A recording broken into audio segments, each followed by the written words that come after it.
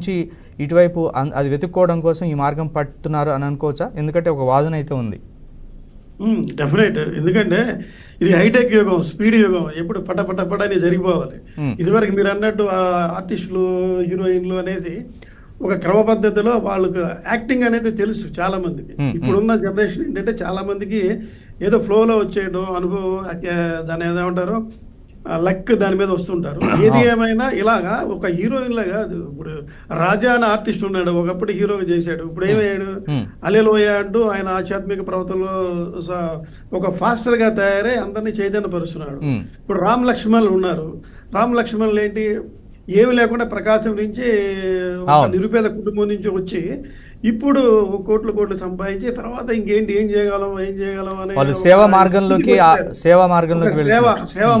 పలు రకాల సేవా కార్యక్రమాలు చేశారు. కొంతమందికి చదివిస్తున్నారు, కొంతమందికి ఏవో చేస్తూ ఆయన ఏంటంటే పత్రిజీ అని ఒక ఆయన ఉన్నాడు.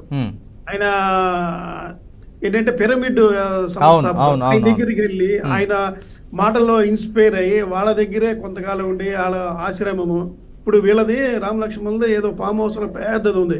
అక్కడే కొన్ని ఇంటర్వ్యూస్ చాలా మంది నేను చూశాను. ఫైనల్ గా ఏంటంటే ఇప్పుడు తనిఖీల బర్నీ గారు ఉన్నారు. ఆయన తనిఖీల బర్నీ గారు ఆయన చేశారు. శివుడు సంతా శివమేం, శివుడే ఇది, మనలోనే శివుడు ఉన్నాడు అనే టైప్ లో ఆయన ఒకసారి రామ్ లక్ష్మణ్ ఇంటర్వ్యూ చేస్తే, మీదేమో సార్, మీదంతా మిమ్మల్ని చూసి మేము నేర్చుకున్నామని చెప్పాడు రామ్ లక్ష్మణ్ గారు. అంతా ఏం లేదు, జీవితంలో మనం ఎదుటి వారికి సాయం చేయాలి అనే ఉద్దేశంతో మేము ఇందులోకి వచ్చాము.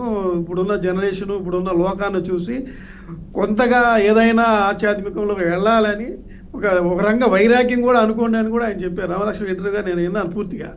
ఇలా వాళ్ళని ఎక్కడో ఇన్స్పైర్ చేస్తుంది. చెప్పిందంటే ఇప్పుడు నేను అన్నట్టు ఏదో వాళ్ళకి క్వశ్చన్ మార్క్ వచ్చింది లైఫ్ లో, ఆ స్టేజ్ కి వచ్చి అక్కడ డైవర్ట్ అయిపోయి రకరకాల అప్పుడు సేవా కార్యక్రమాలు చేస్తూ, ఇక్కడ ఏం లేదు, మనం అన్ని చెప్తాం కదా, మన అందులో ఏం చేస్తారు, మానవ జన్మ గత జన్మల నుంచి ఎన్నో కోట్ల సంవత్సరాల తర్వాత వచ్చిన జన్మ మానవ జన్మ, దాన్ని సద్వినియోగం చేసుకోండి. అందులో కళారంగం, ఇతర రంగాలు అవి పొలిటీషియన్స్ కాబట్టి, స్పోర్ట్స్ కాదు, ఏదైనా పెద్ద పెద్ద హోదాలు ఉండి పేరు ప్రఖ్యాతులు వచ్చినైతే ఊరికినే రావు. గత జన్మ వాసనలు, ఆయన కష్టము అవి ఫలితంగా వస్తుంటాయి. దాన్ని మంచి మార్గంలో చేసుకుంటే భవిష్యత్తులో వచ్చే జన్మలో ఇంకా మంచి జన్మ ఎత్తుతాము, లేదా దేవుళ్ళు ఐక్యమైపోతాం, మోక్షం వస్తుంది. ఈ మార్గాలు ఎక్కడో అట్రాక్ట్ చేస్తాయి. అవి ఏంటంటే అందరికీ చేయవు. కొన్ని రాసుల వారికి, మనలో ఉన్న రాసులు ఉన్నాయి కదా, నక్షత్రాలు, కొన్ని వారినే అలా అట్రాక్ట్ చేసి అటువైపు లాగుతాయి. అలాగలా పుట్టిన వాళ్ళు ఏంటంటే ఏదో మానసిక, మనం ఏదో కోల్పోయాము, ఇక్కడ పుట్టాము, అక్కడ పెరిగాము, ఇది చేసాం, అది చేసాం, ఇంకా ఏదో చేయాలనేది అందరికీ రాదు. అది అలా కొన్ని వర్గాలకి, అందులో కళారంగంలో ఎక్కువగా ఉంటారు, తర్వాత పొలిటీషియన్స్ రంగంలో కొంతమంది ఉంటారు, ఇతర బిజినెస్ రంగంలో. ఇలా మనిషిని ఆ పుట్టికను బట్టి, తర్వాత చుట్టూ పరిస్థితుల అవసరాలను బట్టి, ఇందాక అన్నట్టు మనశ్శాంతి అనేది ఎక్కువగా ఉంటుంది అనుకో. మనశ్శాంతి కోసం కాసేపు యోగా చేయండి అంటారు. యోగాకి వెళ్తే అలా ఇప్పుడు రామ్దేవ్ బాబా చాలా మంది దగ్గరికి వెళ్ళారు, ధ్యానం చేయండి, యోగా చేయండి అంటారు. యోగా చేస్తే మనశ్శాంతి వస్తుంది. మనశ్శాంతి వచ్చిన తర్వాత ఆయన కృష్ణతత్వము ఏదంటే హరే రామ అని ఏదో చెప్తాడు.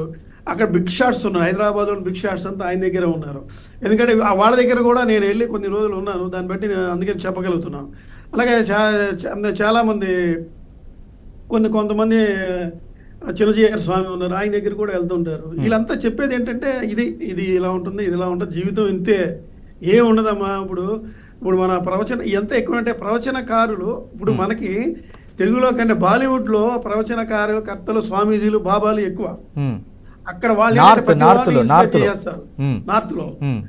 నార్త్ లో ఎలా ఉంటుందంటే పుట్టంగానే 16 ఏళ్ళ రంగాల ఆశ్రమానికి వెళ్ళి అంకితం చేసేస్తారు. అసలు కొన్ని స్టోరీస్ అవుతుంటే మనకు ఆశ్చర్యం వేస్తుంది. అలా ఆయన కింద సేవ చేసుకొని ఆయనతో ఉండటం అవన్నీ చూస్తే మనకే ఆశ్చర్యం వేస్తుంది.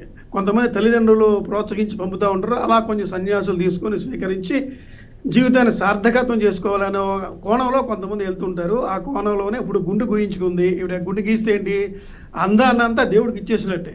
ఇక్కడ అందమే లేదు, అందరూ ఐశ్వర్యం, నువ్వు ఏదైతే ఇచ్చావో అది నీకు తిరిగి ఇచ్చేస్తున్నాడనే కోణంలో దాని అర్థం అనమాట గుండు గీయించుకోవడం.